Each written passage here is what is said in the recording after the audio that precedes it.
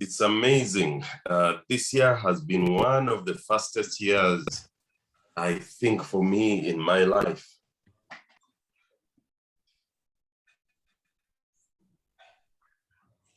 Kyewuunyisa omwaka guno gye gimu ku myaka ekyasinze okudduka ennyo mu bulamu bwange. Yes, God remains good.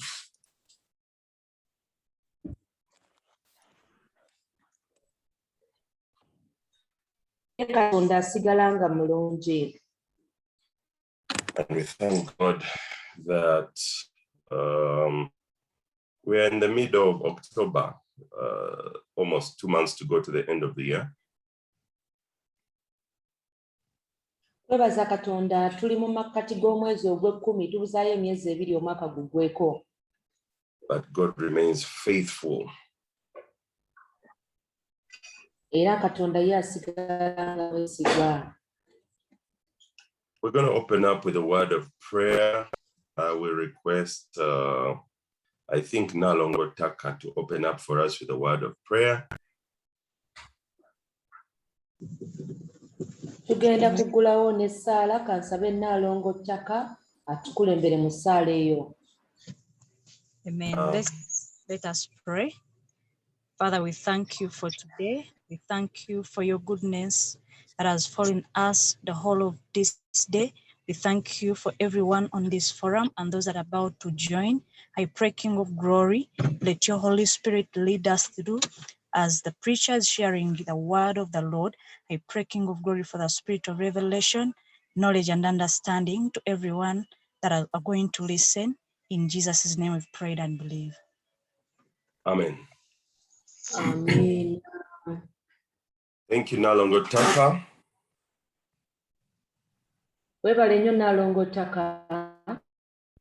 I think people have been used to connecting late, so we are going to stick to the program of sticking with our opening times. Ndowooza abantu babadde bagenda bamanyiira okutweyungako ekikeerezi naye tugenda kusigala ku ssaawa zaffe ze tulina okugguliramu. We noticed that since the church has started the physical meetings, the Zoom meetings almost want to evaporate. Twakizuula nti okuva amakanisa we baagaggula tulaba nga okusinkana ku Zoom namba egenda yeesala. But you know, fellowship remains important in our lives. Naye okukuŋŋaana kusigala nga kwa nkizo nnyo mu bulamu bwaffe. So we want to encourage those of us who have kept the discipline, keep it up. Abeekuumye nga mukuŋŋaana ku Zoom kuno mwebale nnyo mukuume omutindo.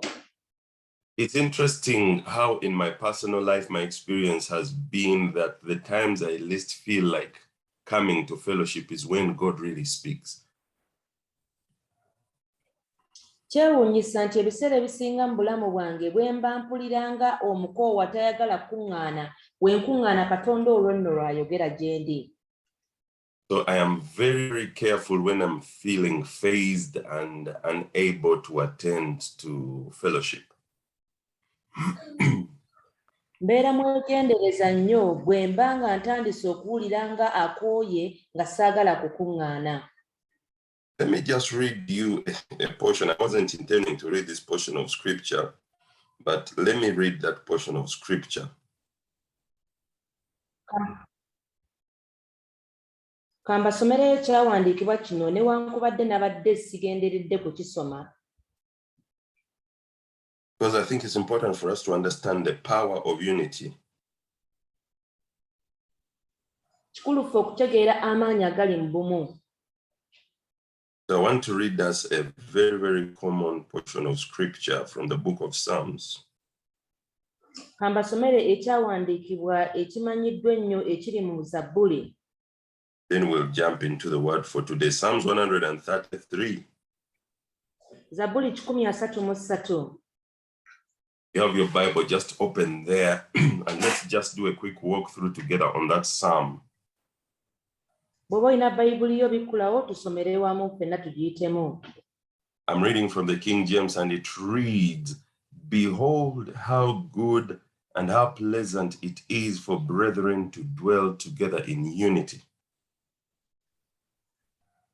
Laba bwe kuli okulungi bwe kusanyusa abooluganda okutuula awamu nga batabaganye. Like the precious ointment upon the head that ran down upon the beard, even Aaron's beard that went down to the skirts of his garment. Kulinganga amafuta ag'omuwendo omungi agali ku mutwe agakulukutira ku kirevu mu kirevu kya Alooni agaserengeta ku lukugiro lw'ebyambalo bye. As the dew of Hermon, and as the dew that descended upon the mountains of Zion, for there the Lord commanded the blessing, even life forevermore. Ng'omusulo gwa Kerumooni ogukira ku nsozi za Sayuuni, kubanga eyo Mukama gye yalagirira omukisa bwe bulamu obw'emirembe n'emirembe. And in that last verse, that is where the secret I wanted to share with you is, in fellowship, there is a blessing that God has commanded that you will never pick alone. Mu lunyiriri olwokusatu awo wali ensonga gye njagala okukkaatiriza, waliwo omukisa Katonda gw'alagira gw'otayinza kufuna wekka. And it is in fellowship, it is in coming together in unity.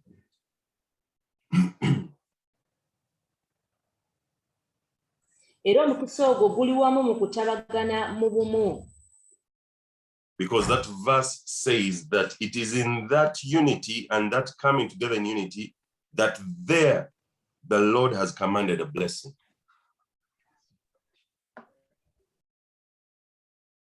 Olunyiriri olwo lugamba nti nga bamaze okutabagana awamu mu bumu, awo wennyini Katonda w'ateeka omukisa. I want to encourage us, let's keep up the habit of meeting together. Bazaamu amaanyi katukuume ekyokusigala nga tukuŋŋaana wamu.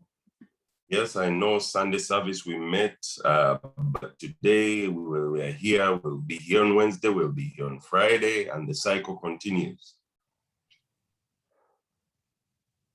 Kituufu ku Musande twasinkana mu kyaki, naye tugenda kuddamu tusinkane ku Zoom ku Monday, olwokusatu n'olwokusatu.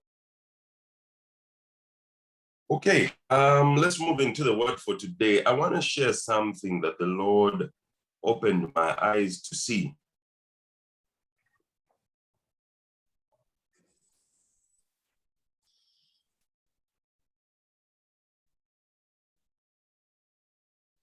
Hello, Mary, did you hear what I said? Daddy? Can you hear me? No, Daddy, I didn't hear you.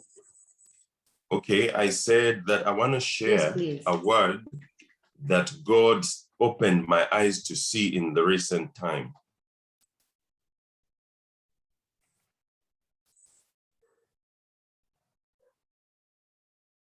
Okay, can anyone else hear me? Because maybe it's my link that's having a problem. Kigambo Katonda kye yabikula amaaso gange okulaba mu biseera ebivuddeko.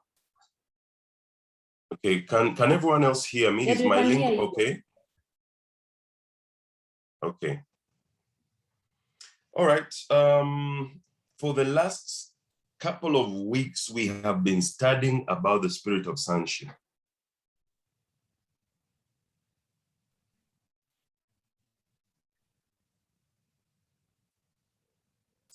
Wiiki eziyise nga twogera ku mwoyo w'obutabani. And the word that I want to share is not really outside of that realm. We continue to understand what the Lord is teaching us. Ekigambo kye njagala okugabanako tekiri wala nnyo ku nsonga eyo. We're going to read from the book of Isaiah, chapter 56. Tugenda kusoma mu Isaaya essuula ya 56. We'll be reading from verse 1 to verse 7. okuva ku lunyiriri olusooka paka ku lw'omusanvu. Isaiah 56. I'm reading from the King James Version.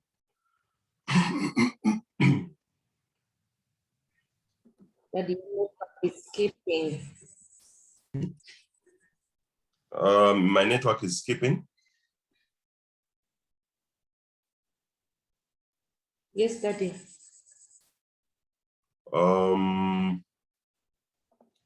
Okay, I don't know. Is that the experience with everyone else? Is my network skipping?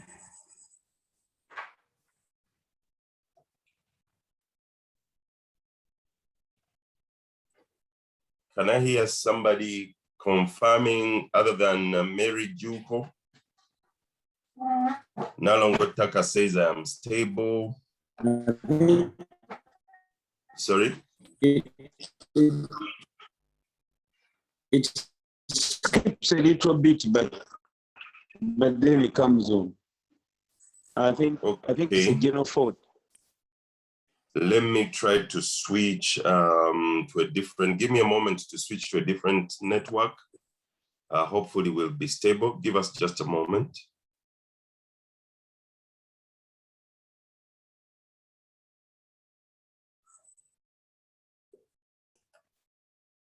Okay, let's try to continue with this. If it becomes terrible, please let me know.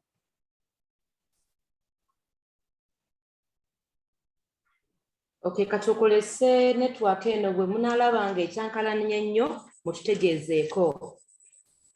Okay, I'm reading Isaiah 56. I will request we read verse by verse. I read English and then the Luganda verse is read.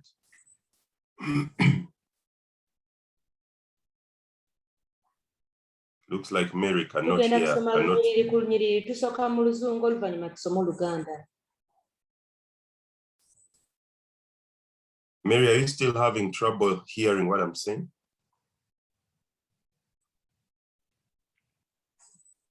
Yes, it's stable and then it gets off. Okay, let me do what I did not want to do. Give me a moment. Switch this to a different network. Hopefully, so that your network, Mary, is struggling as well. Okay, can you now hear me?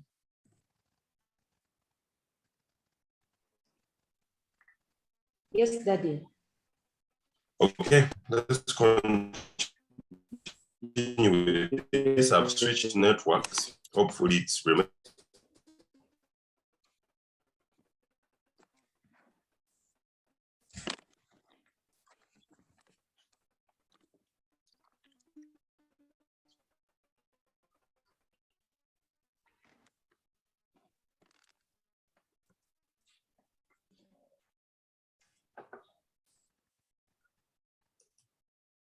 Okay, I've gone back to my original network. My second network was even worse. So let's stick with this one.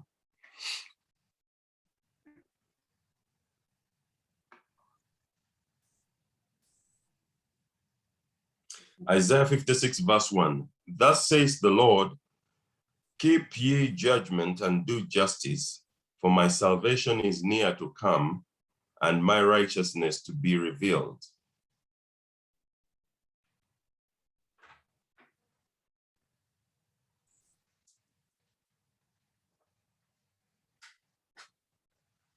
Hello, can anyone hear me? Isaiah 5:6. Yes, Daddy. Isaiah 5:6 olunyiriri olusooka. Bw'atyo bw'ayogera Mukama nti, mukwatenga eby'ensonga, mukolenga eby'obutuukirivu, kubanga obulokozi bwange bunaatera okujja, n'obutuukirivu bwange bunaatera okubikkulirwa. Blessed is the man that does this, and the son of man that lays hold on it, that keeps the Sabbath from polluting it, and keeps his hand from doing any evil.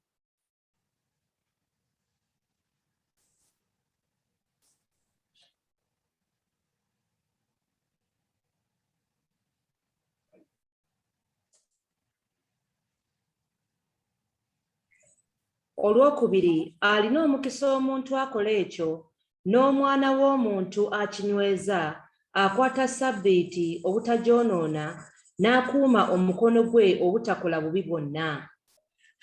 Verse 3. Neither let the son of the stranger that has joined himself to the Lord speak, saying, the Lord has utterly separated me from his people. Neither let the eunuch say, behold, I'm a dry tree.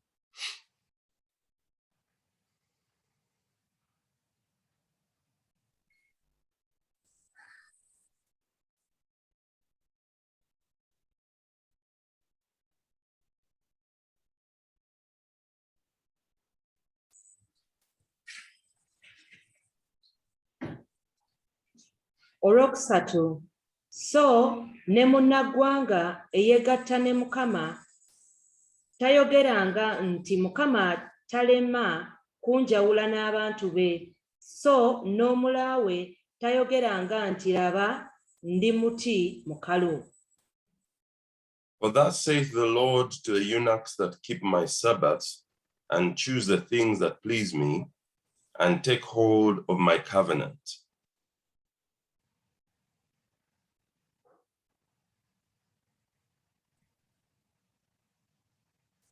Olwokuna, kubanga bw'atyo bw'ayogera Mukama w'abalaawe abakwata Ssabbiiti zange ne beerobooza ebyo bye nsanyukira ne banyweza endagaano yange.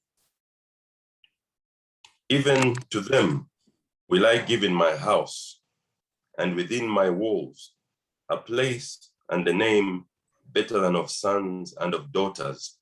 I will give them an everlasting name that shall not be cut off.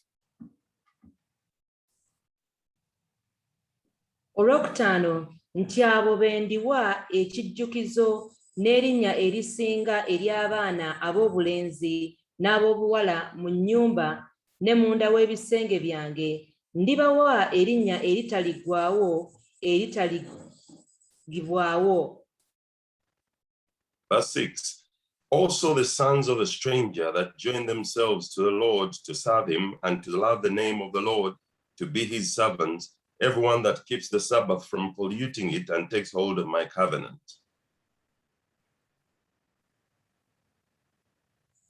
Olw'omukaaga, era ne bannaggwanga abeegatta ne Mukama okumuweerezanga n'okumwagalanga n'okwagalanga erinnya lya Mukama okuba abaddu be, buli muntu akwata Ssabbiiti obutajoonoona n'anyweza endagaano yange. Even them will I bring to my holy mountain and make them joyful in my house of prayer. Their burnt offerings and their sacrifices shall be accepted upon my altar, for my house shall be called a house of prayer for all people. Olw'omusanvu, abo ndibatuusa ku lusozi lwange olutukuvu, ne mbasanyusa mu nnyumba yange ey'okusabirangamu, ebyabwe ebiweebwayo ebyokebwa ne ssaddaaka zaabwe birikkirizibwa mu kyoto kyange, kubanga ennyumba yange eneeyitibwanga nnyumba ya kusabirangamu eri amawanga gonna. Okay, as a congregation and generally as the church in Uganda, the Lord has been speaking some profound things over the last 2 months. Ng'ekibiina era n'ekkanisa okutwaliza wamu mu Uganda, Katonda abadde alina ebintu eby'enkiso by'abadde ayogera gye tuli. In fact, for Kawempe Worship Center, the Lord has very, very specifically, numerously told us over the last 2 months that the things he has been promising, the time of fulfillment has come. Kati eri ffe nga ennyumba eya Kawempe enkulungo y'okusinza okumala emyezi 2 egiyise, Katonda abadde ajja ayogera akiddiringanya ti ebintu bye yatusuubiza kaseera katuuse okubituukiriza. For anyone that has been around this congregation for the last 7 years, you know that the Lord has made massive promises over our lives. Eri omuntu yenna abadde mu nnyumba eya Kawempe okumala emyaka 7 egiyise, okimanyidde ddala nga Katonda ayina ebisuubizo eby'amaanyi by'abadde ayogera gye tuli. In fact, this is the time for you to pull out the prophecies, for those of you who bother to write or record, and begin going over words of promise and begin reciting them and recounting them before the Lord. Eri mmwe abassaayo omwoyo ne muwulira ne muwandiika ebigambo byonna eby'obunnabbi, ke kaseera mubiggyeyo mutandike okubyogera, mutandike okubyatula, mubiyitengamu bulijjo. I remember, I don't recall who it was, we were told that we have entered into the decade of the prophetic. Sijjukira ani yakyogera naye twagambibwa nga tuyingidde mu kyasa eky'obunnabbi.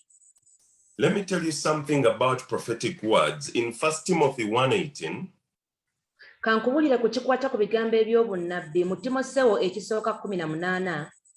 prophetic words are never meant to just be delivered to make you feel, for lack of a better word, to make you feel ire. Ebigambo eby'obunnabbi tebimala gajja kukyamuukiriza ggwe, nedda. They are never meant to just cause excitement and leave you now looking at the ceiling and wondering what next.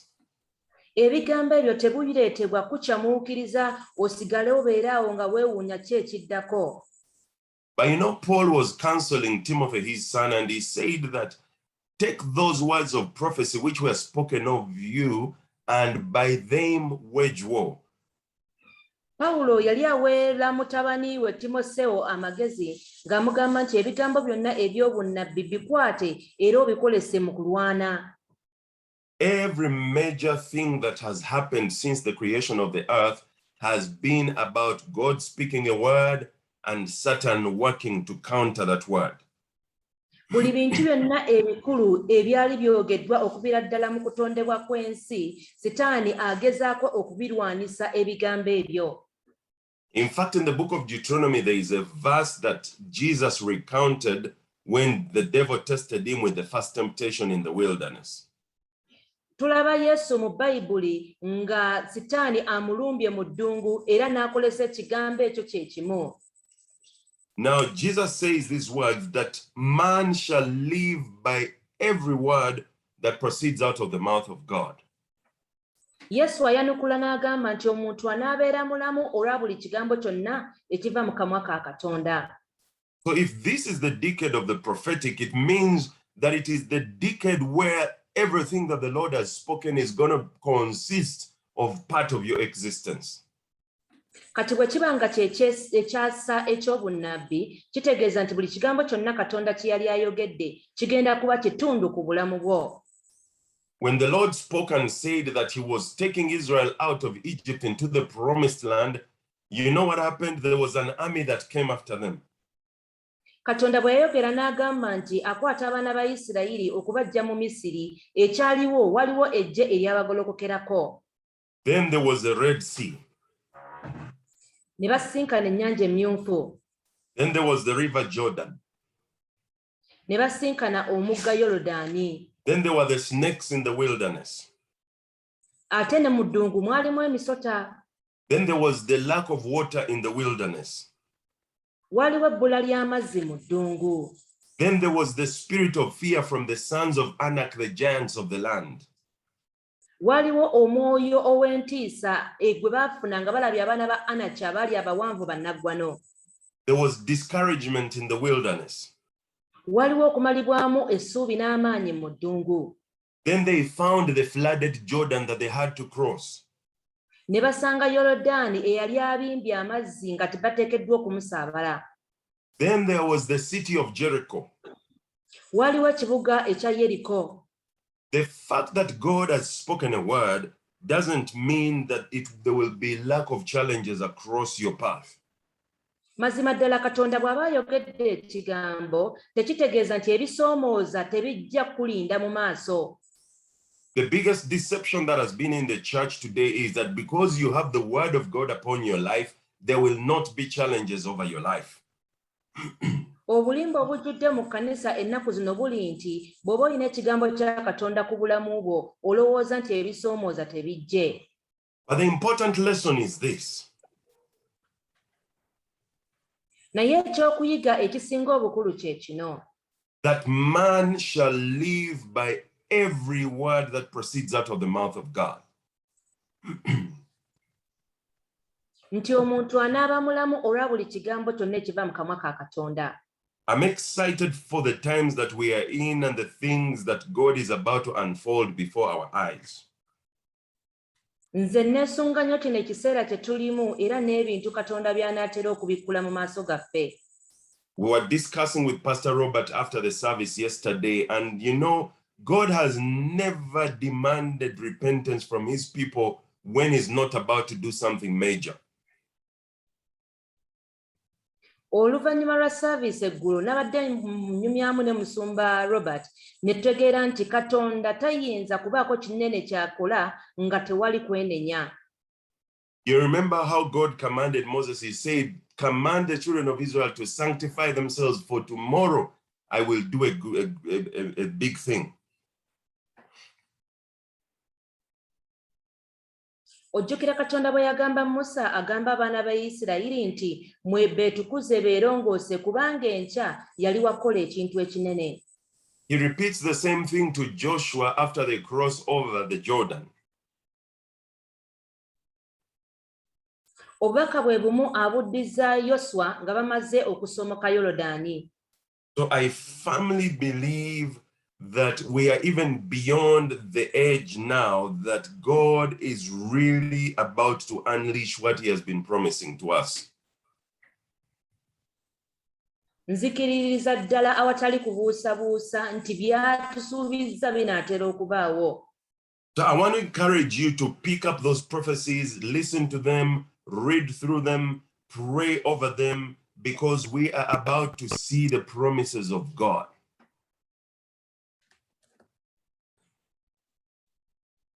Nkusaba oggyeyo obunnabbi obwo busome buyitemu kubanga tunaatera okulaba nga Katonda abituukiriza. But today I want to bring out about 3 points.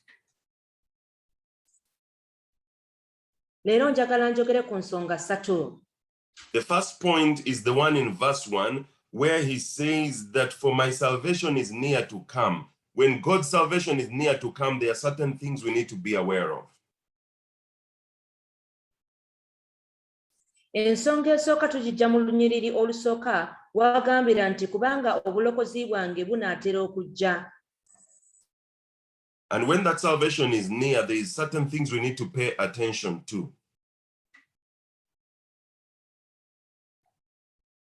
Obulokozi obwo bwebanga busembedde waliwo ebintu by'olina okwetegereza. There is 2 themes that run through those verses that I've read to you. There is a theme of the word Sabbath, and there is this theme of somebody called a eunuch. Waliwo ensonga 2 eziri mu kyawandiikibwa bwe tusomye. Ensonga esooka ye ya Sabbaato ate ensonga endala ye y'omulaawe. Giri emiramwa 2. Waliwo omulamwa gwa Sabbaato n'omulamwa ogw'omulaawe. So the issue that I want to first comment about, I have talked about the Sabbath on this forum before us.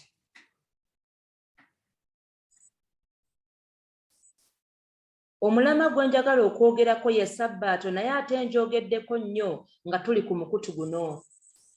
Sabbath is about salvation. Sabbaato ekwata ku bulokozi. It is about entering rest.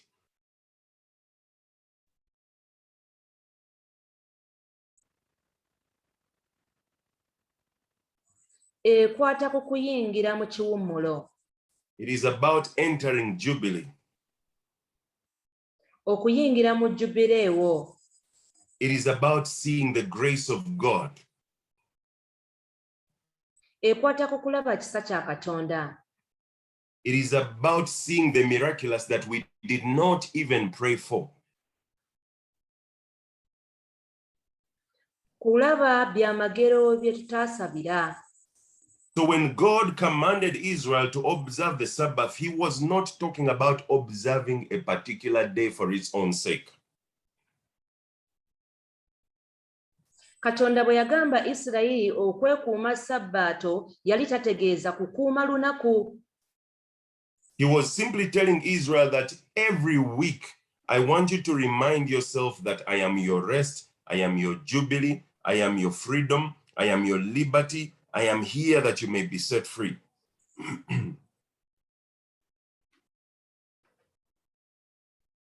Mu ngeri ennyangu yali abategeeza nti buli wiiki bakimanye nga ye kiwummulo kyabwe, ye sabbiiti yaabwe, ye jubireewo yaabwe, ye byonna gye bali. And you know, Sabbath is about entering into the rest of God. Sabbaato yetegeeza kuyingira mu kiwummulo kya Katonda. And in the book of Hebrews, I took some time as well, and we read through chapter 3, chapter 4.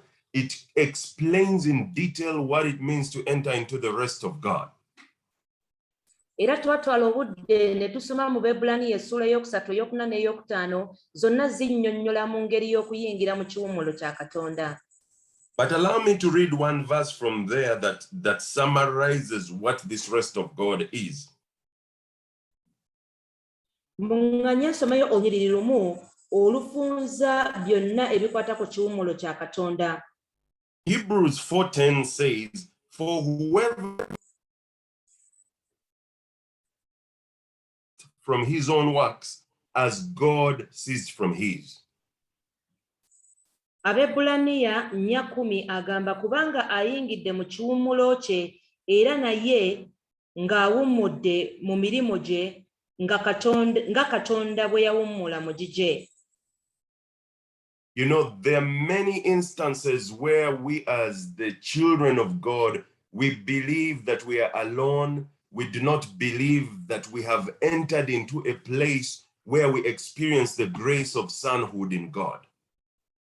Waliwo emirundi mingi ffe abaana ba Katonda betuwuliranga tetuyingidde mu kiwummulo, tetufunye byonna bye twetaaga ffe ng'abatabani ba Katonda. But then for a long time, we have been learning over the last many weeks that being a son means that you receive inheritance, which is beyond just blessing. Okumala wiiki nnyingi eziyise tubadde twogera nti gwe okuba omutabani ofuna busika obusinga omukisa. It means that even as you are walking, you no longer carry yourself as servants, you no longer carry yourself as slaves, but you understand that your position is beyond trying to impress the Father. Kitegeeza nti ne bw'oba ng'otambuza obulamu bwo buli lunaku tosaanidde kweyisanga muddu nti by'okola olina kusanyusa taata, gwe obeera mutabani.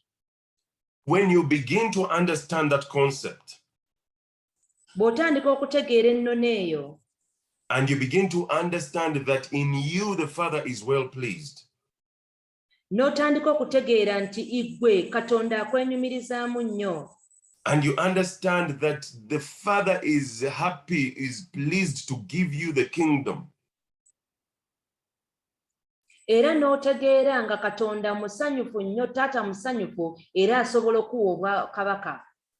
and you understand that your Father is not an angry God who is consistently looking just to punish you.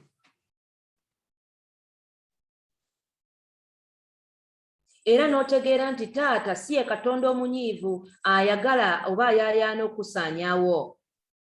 That he is consistently looking to bless you. Naye nga bulijjo ayagala kuwa omukisa. And that it is his good pleasure to give you the kingdom like Jesus said. Ate nga kwagala kwe okuwa obwakabaka nga Kristo bwe yayogera.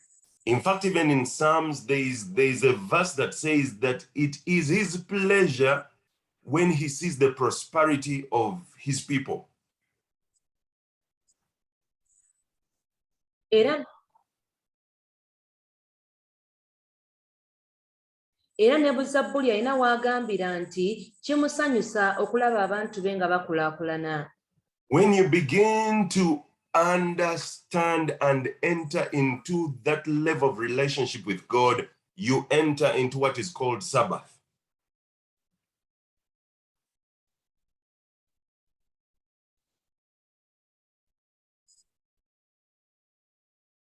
Kati gwe w'otandika okutegeera n'oyingira ebuziba mu kumanya Katonda, kitegeeza nti gwe oba oyingidde mu kiwummulo. Now, it is interesting that the writer of Hebrews 4 in verse 11 makes a strange statement, because right after he talks about entering rest, Kyewuunyisa omuwandiisi w'Abebbulaniya bw'ayogera ebintu ebitali bya bulijjo bw'amala okwogera ku kuyingira mu kuwummula. this is what he says in verse 11, let us labor therefore to enter into that rest. Mu Lw'ekumi agamba kale tufubenga okuyingira mu kiwummulo ekyo. Jesus said that he is the Lord of the Sabbath.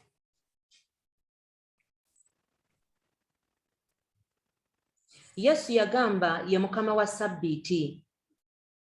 God calls us to labor. If you're going to labor about anything, labor to enter into the rest of understanding that you have received the blessing of Sabbath from our Lord.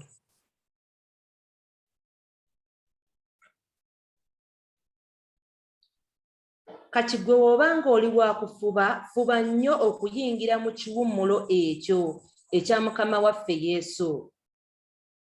Now, when you go back to Isaiah 56 verse 2, it says, the person who has understood that secret of Sabbath is blessed.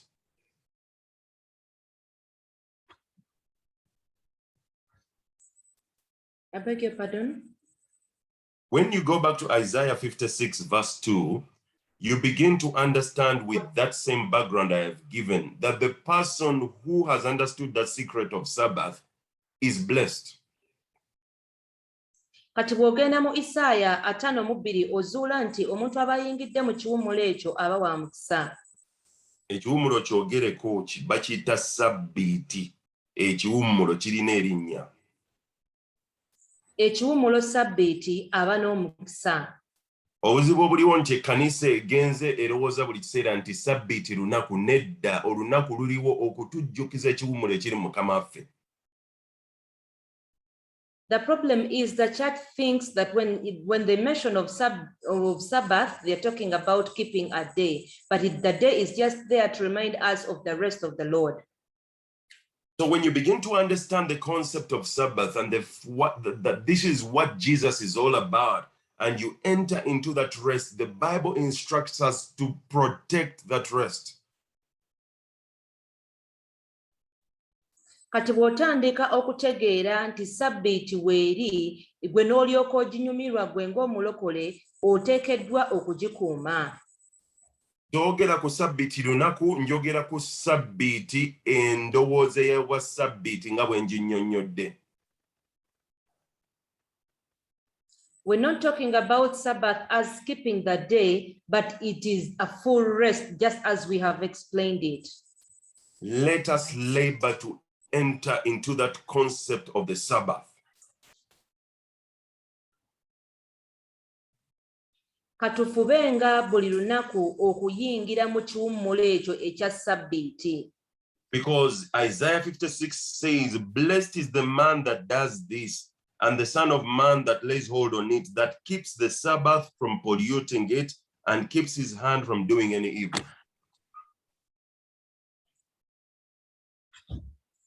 Kubanga Isaaya 5:6 olwokubiri agamba alina omukisa omuntu akola ekyo, n'omwana w'omuntu akinyweza, akwata Sabbiiti obutajoonoona, n'akuuma omukono gwe obutakola bubi bwonna. This is what Jesus said when John the Baptist had, around the time he had been killed. He said that since the days of John the Baptist until now, the kingdom of God suffers violence, and it is the violence who take it by force. Bino ebigambo Yesu bye yayogera mu biseera bya Yokaana Omubatiza ng'amaze okwatibwa, yagamba nti obwakabaka bwa Katonda buyigganyizibwa, naye babutwala n'amaanyi na kuwaguza. Let me tell you, the concept of rest and the concept of Sabbath in our Lord Jesus Christ, you're going to have to take it by force. Ennono ey'ekiwummulo era n'ennono eya Sabbiiti mu Yesu Kristo olina kubitwala n'amaanyi. You know, the spirit of the elder brother has for so long sat on the church that the church has not understood the concept of Sabbath in our Lord Jesus. Omwoyo w'omutabani omukulu amaze ebbanga ng'atudde ku kkanisa abantu ne balema okutegeera ennono eya Sabbiiti.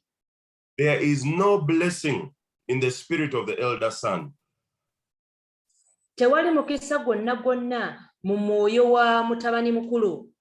Because even when the inheritance is right there and it is at their disposal, they don't even see it. Newankubadde ng'omukisa weeguli era gubali mu maaso bo tebagulaba. But this verse 2 says that the person who has understood Sabbath and keeps it, they are blessed.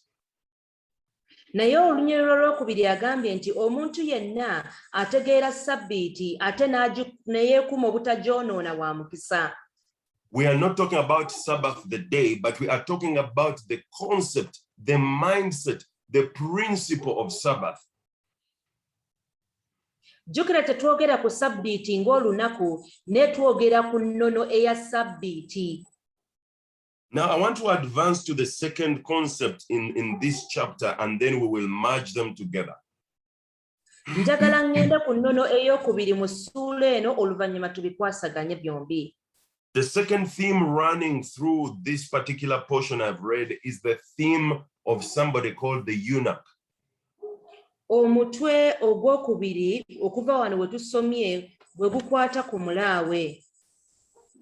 Now, the eunuch, I want to just take a few minutes just talking about who the eunuch is. Njagala ntwaleyo eddakiika ntono njogere ku mulaawe y'ani. One of the greatest sources of pride and treasure and value for human beings is sexuality. Ekimu ku bintu ebikyasinze okuleeta essanyu, amaanyi n'okuwulira obulungi mu muntu ye sexuality. Sexuality mu Luganda kye ki? Tunoonye ekigambo.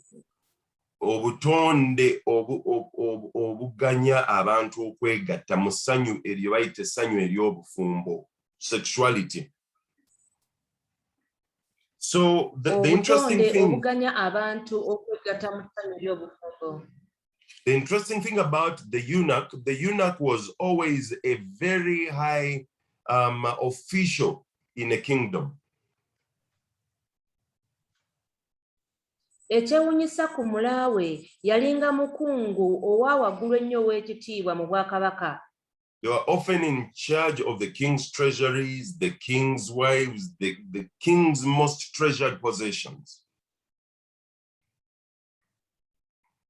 Baakuumanga ebyomuwendo eby'abakabaka, eby'ensimbi n'ebintu ebirala eby'omuwendo. But the eunuch becomes a eunuch because their sexuality has been cut off from them. Naye omulaawe ekimufuula omulaawe ebitundu bye ebyekyama biba byamuggyibwako. Sexuality represents the things we treasure in life. Obutonde bw'omuntu obumuleetera okwegatta bukiikirira ebyomuwendo mu bulamu. They represent, it represents let me use loosely the word, the lusts of the flesh and the lusts for life.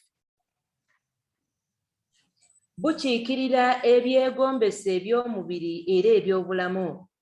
They represent treasured personal possessions. Bikiikirira ebyomuwendo omuntu bye yeekuumira. They represent the ultimate purpose for life, because without sexuality, you cannot have continuity for life.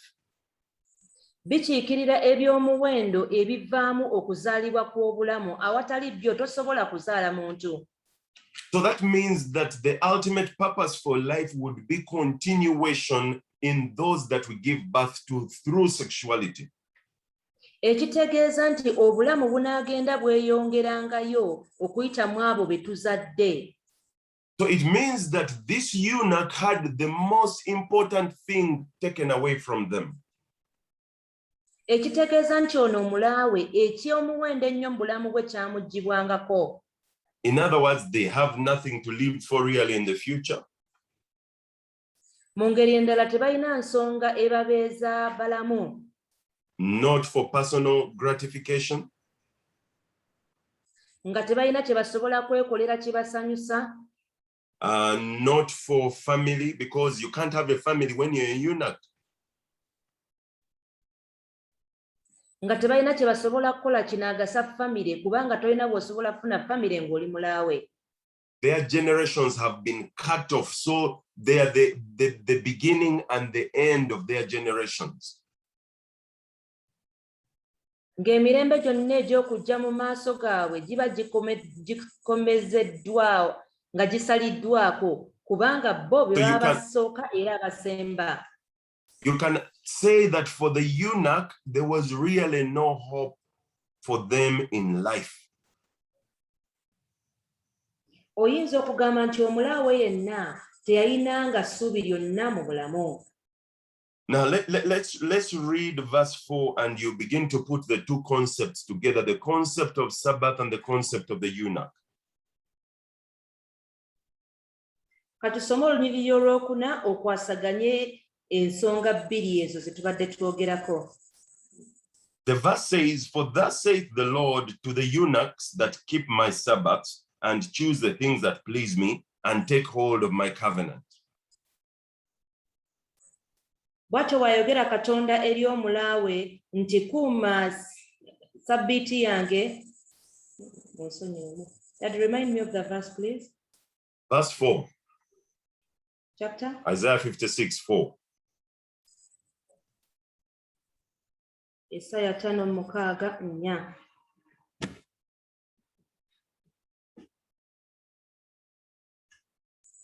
Agamba nti kubanga bw'atyo bw'ayogera Mukama w'abalaawe abakwata sabbiiti zange ne beerowooza ebyo byensanyukira ne banyweza endagaano zange. Let me tell you something about the spiritual eunuch. Kankubuulire ku kikwata ku mulaawe ow'omwoyo. Just as we have explained the physical eunuch, Nga bwe tunnyonnyodde omulaawe mu mubiri, there is a concept of a spiritual eunuch. waliwo ennono ku mulaawe ow'omwoyo. And these are people who have chosen to cut themselves off from personal gratification. Beebo abantu abasalawo okwesala ku bintu ebibanyumira bo ng'abantu. The beginning and the end for them is Jesus. Ng'enkomerero n'entandikwa gye bali ye Kristo. They have taken the lust of the flesh, the lust of the eyes, and the pride of life, and they have cut themselves off from it. Nga bakwata okwegomba okw'omubiri, okwegomba okw'amaaso n'amalala ag'ensi eno ne babyesalako. Let me ask you a very personal question. Are you a eunuch? Are you a spiritual eunuch? Kankubuuza ekibuuzo kino gwe nga ssekinnoomu. Oli mulaawe mu mwoyo? Or do you still hold on to your treasured, let me call it spiritual sexuality? Oba okyesigazza nga weesibye ku bintu ebyo ebikulemesa mu mwoyo? You're still tied on to the lust of the flesh?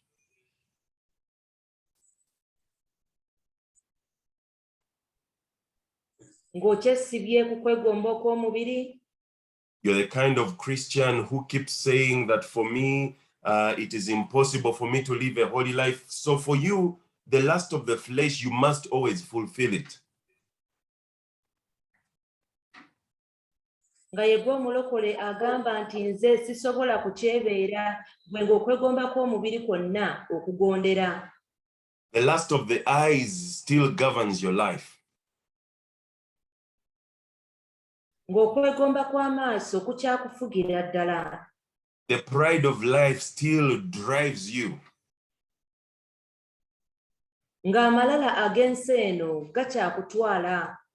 If you're that kind of Christian, you have not yet achieved the level of what the Bible refers to as the eunuch of the Lord. Bw'obanga oli bw'otyo kitegeeza nti tonnaba kufuuka mulaawe wa Katonda nga Bayibuli bw'eyogeddeko. Because you believe in personal gratification, you believe you will fulfill your own destiny. Kubanga gwe onyumirwa kukola bikusanyusa era oyagala otuukirize bye weegomba okukola. So my question to you, Ekibuuzo kya nnyina gy'oli, are you a eunuch? oli mulaawe? Or you are still whole, you've not surrendered things to the Lord? Oba okyesibye ku bintu tonnaba bikwasa Katonda. You see, there's this wrong concept that when you're a eunuch, you have no sexual desire. Waliwo endowooza eno enkyamu nti wobanga oli mulaawe oba teweegomba kwegatta. But the problem is that a eunuch has no way to do it because they have been cut off. Naye ekizibu kiri nti omulaawe yenna ne wabanga alina okwegomba okwo talina bw'asobola kutuukiriza kubanga yasalibwako byonna. They have been castrated. Nga baabalaawa. It is important for us to understand that there is a place in Christ where you must take a position of a eunuch. Tulina okutegeera nti waliwo ekifo mu Katonda mw'olina okubeera ng'oli mulaawe. Because the lusts of the flesh will come.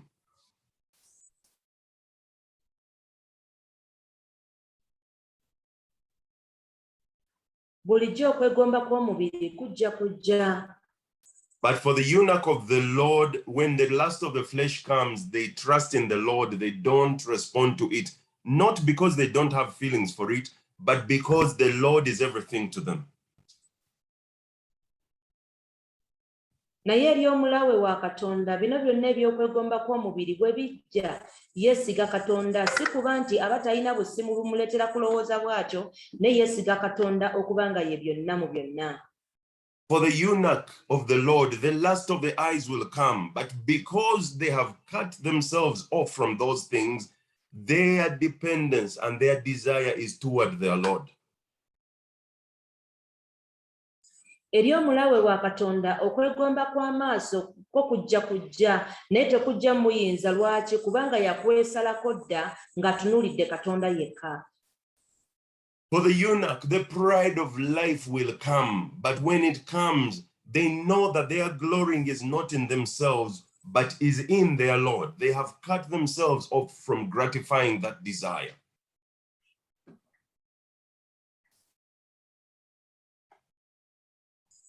Eri omulaawe wa Katonda amalala g'ensi eno we gaba gamujjidde ye teyeewaayo gye gali kubanga yageesalako dda n'amanya nti ekitiibwa kyonna kya Katonda tasaanidde kwenyumiriza mu kintu kyonna.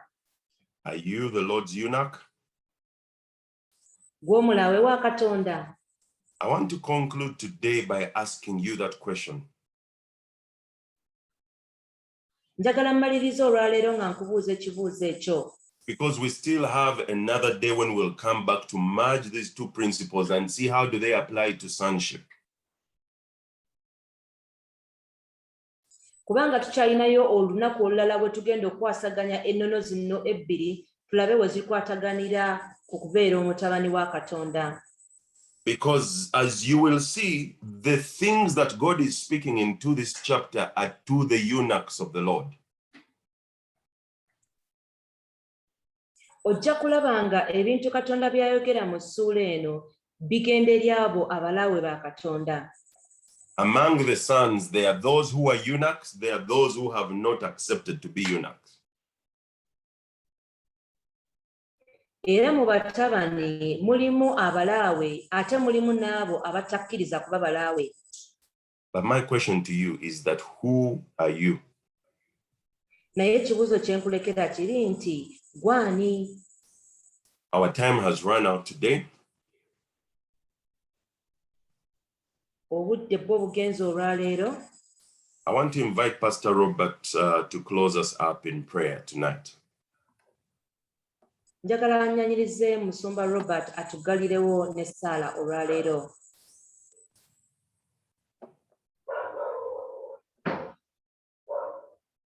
Pastor Robert? Hello, can you hear me? Yes, we can. Yes, Musumba. My network is... Hello. Hey, thank you so much, Pastor Paul. Webale nnyo Musumba Paul.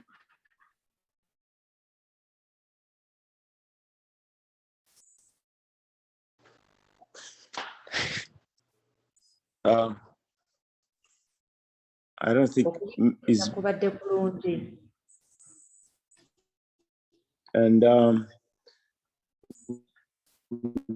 believe that God is lifting us. Era nga tukkiriza Katonda atuyimusa.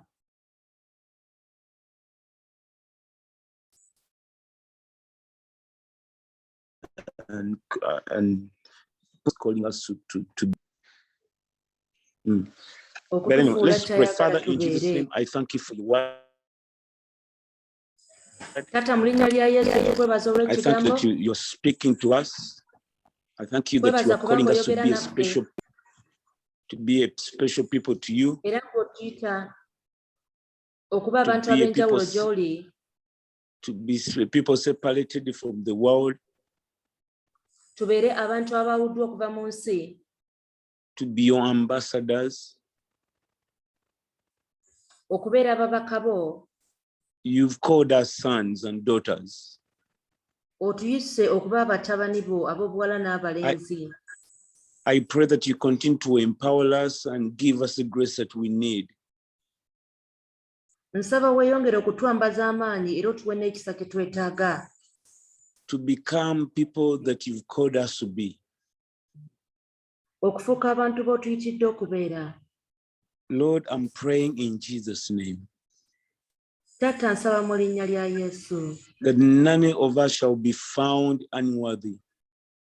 Waleme kubeerawo n'omu ku ffe atasaanidde. But your blood will make us complete. Naye omusaayi gwo gututukuze. Give us and feed us with the power of the Holy Spirit. Tujjuze amaanyi ag'Omwoyo Mutukuvu. For without the power of the Holy Spirit, we are just nothing. Awatali maanyi ga Mwoyo Mutukuvu tetuli kantu konna. But your Spirit empowers us to be who you want us to be. Naye Omwoyo wo atuwa amaanyi okubeera ky'oyagala tubeere. Continue to make us the people separated totally from the desires of the world and of the flesh. Tuyambe okufuuka abantu abeeyawulidde ddala okuva ku kuyaayaana kw'ensi n'ebyetaago by'omubiri. I pray for wisdom for each one of us. Nsaba amagezi eri buli omu ku ffe. Lord, I pray that even the rest of this week shall be a week of us walking before you in your presence. Nsaba n'ennaku ezisigaddeyo mu wiiki eno tuzikozese okutambulira mu kubeerawo okwo. I pray that you lead us and guide us through the rest of this week. Nsaba otukulembere era otulungamye mu nnaku ezisigadde eza wiiki eno. I pray all these in Jesus' name. Amen. Byonna mbisabye mu linnya lya Yesu Kristo Mukama waffe.